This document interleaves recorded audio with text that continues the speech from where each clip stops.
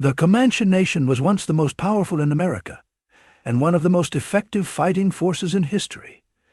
They fought off numerous foes, and were only defeated in the late 19th century. Here's the secret story of the Comanche, the most powerful Native American tribe in history. The popular image of the Native American in the 19th century invariably shows them as invincible warriors who lived their lives on horseback. And while the Comanche definitely live up to this image, it wasn't always the case. The Comanche started as nomadic hunter-gatherers who moved to follow seasonal prey. In many ways, they lagged behind their peers. While the Aztec Empire was building incredible cities, and the Iroquois were developing a sophisticated civilization, the Comanche built nothing and had no permanent settlement. They were also not particularly aggressive, which might have had to do with the fact that they were not notably good warriors.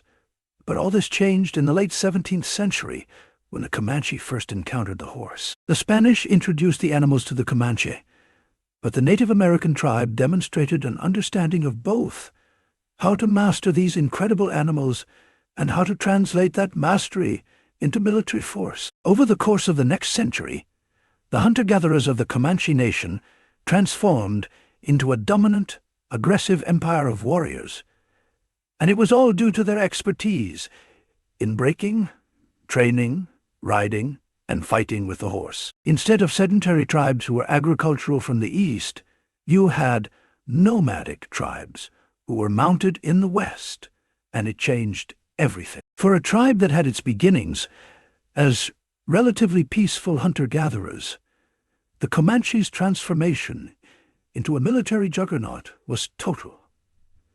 Once they gained mastery over horses, their culture became almost solely focused on waging war. Comanche society was very limited as a result. They didn't have a religious structure or many social organizations. There was no manufacturing or even art. Children learned how to ride, how to hunt, and how to fight from a very early age. Their entire lives were focused on those three aspects. In fact, the Comanches are sometimes compared to the Spartans in how they were almost totally focused on fighting. The Comanches evolved into a force of violence that no one could withstand. They waged war on everyone who came in contact with them, and they usually won. One reason for this success was their brutality. A Comanche raid was a terrifying affair. All male enemies would be killed without exception, even if they surrendered. Older children would be put to death as well. Young children would be taken captive, and the women would be assaulted and murdered. The Comanches waged total war long before the founding of the United States. In order to appreciate just how powerful and warlike the Comanches were at their height, you have to consider the fact that they came very close to wiping out several other native tribes. The Native Americans who resisted the expansion of the United States into the Midwest weren't a single culture. They were a diverse group of separate nations that shared certain cultural characteristics and traditions. The Comanches were particularly aggressive against their fellow Native Americans, and particularly effective at killing them. They systematically pushed all the other tribes off the Central Plains, forcing them to find new lands to live within. In fact, the Comanches came very close to literally wiping out the entire Apache Nation. The warriors savagely defeated the weaker tribe in a series of conflicts that saw the desperate Apaches beg the Spanish for protection. Several large tribes within the Apache Nation disappeared as a result of the conflicts. But it wasn't just the Apaches. The Comanches inflicted severe damage on the Pawnees, the Osages, the Blackfeet, the Kiowas, and the Tankawas, driving them off their traditional lands and killing thousands of their people. By 1750, the Comanches had total control of the plains, and other Native American nations respected their borders. The territory controlled by the Comanche was called the Comancheria by the Spanish, and it grew with astonishing speed. After the transformation of their entire society into a mobile war machine, The Comanches began their rise to power as the lords of the plains. Over the course of about 150 years, the Comanches steadily drove out rival tribes, conquering land and subjugating everyone they didn't kill. When Americans began venturing west and finally brushed up against the Comanche area in the 1820s, it was massive. The Comanches controlled about 250,000 square miles, including land within what would become Colorado, Kansas, Oklahoma, New Mexico, and Texas. They also had vassals, with about 20 other tribes acknowledging Comanche supremacy. According to historian Pekka Hammet-Leon, this makes the Comancheria something more than just a Native American tribe or nation. It made it an empire. They conquered lands and absorbed other ethnicities and cultures, imposed their own political and military structures, and negotiated as a single unit. In fact, the Comanche Empire was more powerful and more advanced than many of the European empires of the time. This is why the colonization efforts of the Spanish, French, and Americans were stalled whenever they pushed up against the Comancheria. What's remarkable about a lot of U.S. history is how the wars between the Comanches and the United States are often not described as wars at all.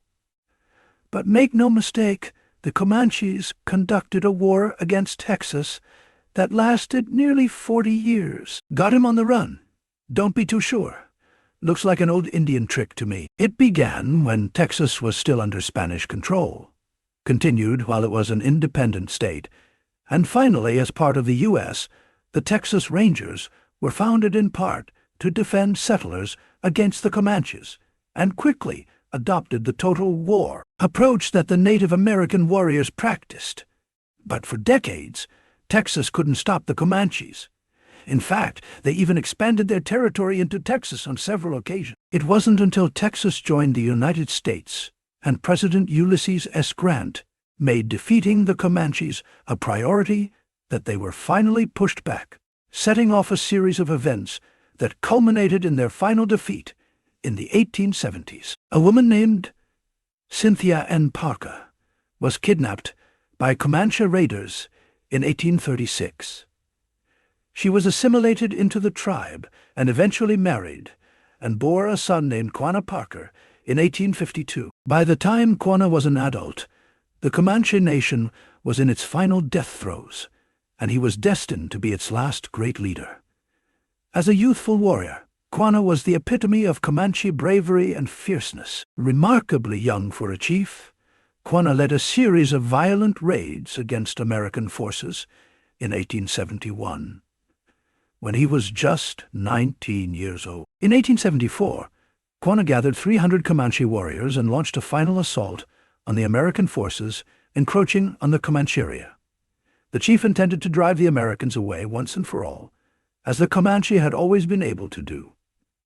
They attacked a trading post called Adobe Walls, where about 28 hunters had taken shelter.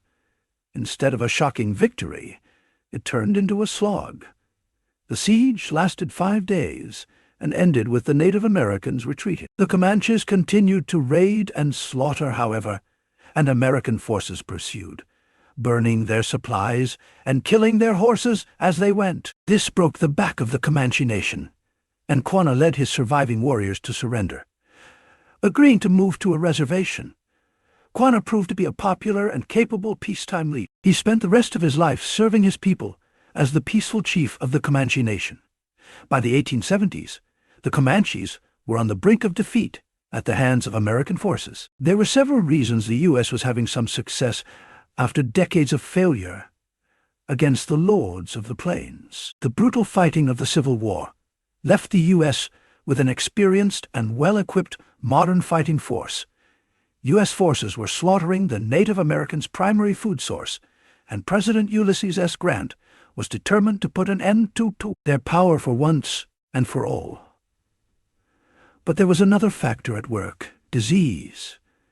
As with many other Native American tribes, the more they traded and interacted with U.S. settlers, the more they fell victim to diseases like smallpox and cholera. Having never encountered them before, the Comanches had no defense against them.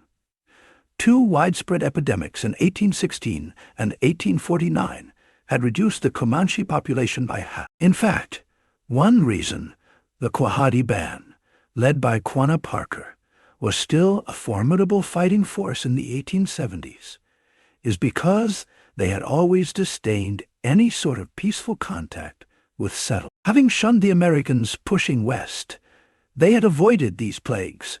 This left them as one of the few remaining Comanche bands capable of resisting the U.S.'s march westward. Check out one of our newest videos right here. Plus, even more grunge videos about U.S. history are coming soon.